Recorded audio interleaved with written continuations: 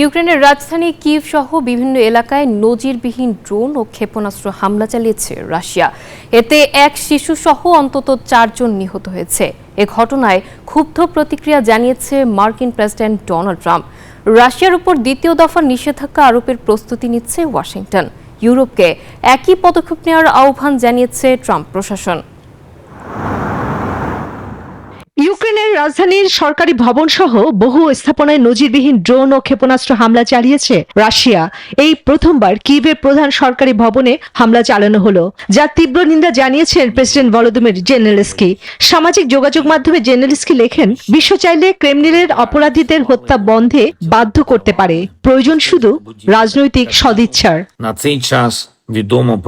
ইউক্রেনে রাতভর হামলা ও হতাহতের কারণে রাশিয়ার উপর অতিরিক্ত নিষেধাজ্ঞার একটি নতুন ধাপ বাস্তবায়নের প্রস্তুতির কথা জানিয়েছেন ট্রাম্প। তিনি এই হামলাকে ইচ্ছাকৃত অপরাধ এবং যুদ্ধকে দীর্ঘস্থায়ী করার প্রচেষ্টা বলে উল্লেখ করেছেন। রাশিয়ার উপর দ্বিতীয় দফা নিষেধাজ্ঞা আরোপের প্রস্তুতি নিচ্ছে ওয়াশিংটন। ইউক্রেনের রাতভর চালানো হামলা ইচ্ছাকৃত অপরাধ।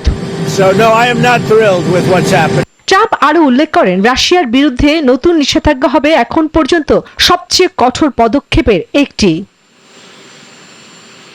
ইউক্রেনীয় সেনাদের দাবি, রাশিয়া এবার এক অভিযানের রেকর্ড 818টি ড্রোন ও ক্ষেপণাস্ত্র নিক্ষেপ করেছে, যা এই যাবৎকালে সবচেয়ে বড় হামলা। এমন পরিস্থিতিতে নতুন করে 4 ইউক্রেনীয় সেনা আত্মসমর্পণ করেছে রাশিয়ার কাছে।